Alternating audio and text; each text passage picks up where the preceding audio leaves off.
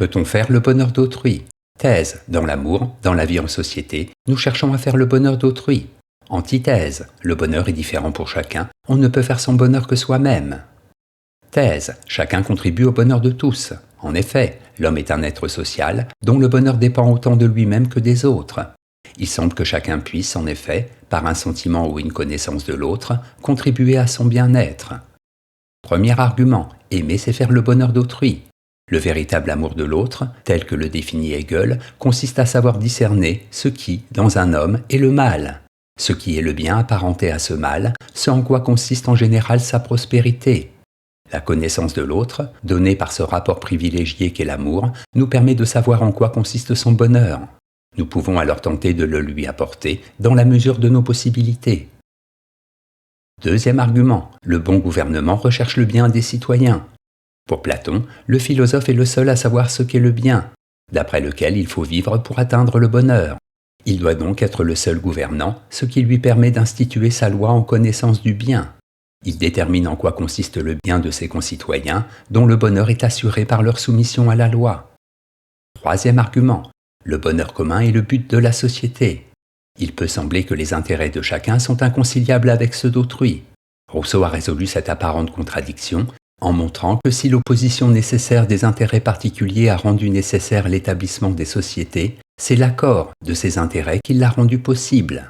Chacun contribue dans la société au bonheur de tous, en renonçant en partie à ses propres intérêts pour les concilier au bien-être général. En bref, il est possible de savoir ce qui est bon pour l'autre, et donc de l'aider à être heureux. En respectant les règles de la société, l'homme contribue au bonheur des autres. Antithèse, le bonheur est individuel. En effet, le plaisir et le bien-être de chacun ne relèvent pas des autres, mais appartient à l'individu. Ils dépendent de ses aspirations et de ses expériences propres. Premier argument, le bonheur implique une prise de conscience individuelle. Le bonheur ne se définit pas simplement comme un état de satisfaction de l'individu. Il ne suffit pas que je sois heureux, il faut encore que je sois capable d'en avoir conscience. Je ne peux pas me mettre à ta place pour savoir si tu es heureux. On peut contribuer à ce qu'autrui atteigne cette satisfaction, mais la prise de conscience du bonheur ne dépend que de lui. Deuxième argument, le bonheur est différent pour chacun. Pour Kant, la connaissance du bonheur repose sur des données de l'expérience. Tout jugement de chacun sur ce sujet dépend de son opinion. Chacun détermine sa propre conception du bonheur d'après ses expériences et ses aspirations. Il apparaît alors impossible de contribuer au bonheur d'autrui, car nous ne savons pas quelles sont ses expériences et ses aspirations. Troisième argument, les autres sont une entrave au bonheur. En définissant le bonheur comme l'assouvissement des pulsions, Freud montre qu'il est impossible d'y accéder totalement. La civilisation dans laquelle nous vivons nous impose des règles régissant notre rapport à autrui. Nos pulsions étant en contradiction avec ces règles, nous sommes contraints de les refouler, et elles demeurent inassouvies. Autrui apparaît alors comme la cause de cette frustration, pourtant nécessaire à la vie en société. En bref, la conscience du bonheur est individuelle. On ne peut pas avoir conscience du bonheur des autres. La vie en société nous impose des règles inconciliables avec le bonheur. Synthèse, la vie en société suppose que nous renoncions à la satisfaction de nos instincts, satisfaction qui relève d'ailleurs plus du plaisir animal que du bonheur humain. Par cet acte de la raison, nous contribuons déjà à rendre possible le bonheur d'autrui, puisque nous renonçons à un plaisir qui ne respecterait pas le droit d'autrui à accéder au bonheur.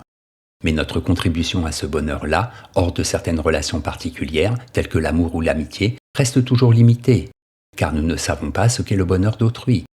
Peut-être chacun doit-il alors tenter d'assurer son propre bonheur en veillant à ne pas empêcher les autres d'en faire autant.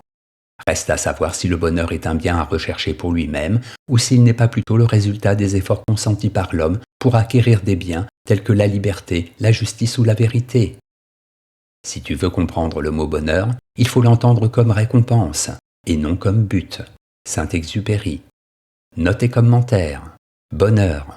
État de satisfaction parfaite, de contentement du corps, du cœur et de l'esprit. Satisfaction. Plaisir résultant de l'accomplissement d'une chose que l'on souhaitait, que l'on attendait ou que l'on désirait. Pour être satisfait, il faut avoir désiré. D'Alembert. Citation. Si l'on ne voulait qu'être heureux, cela serait bientôt fait. Mais on veut être plus heureux que les autres. Et cela est presque toujours difficile parce que nous croyons les autres plus heureux qu'ils ne sont. Montesquieu.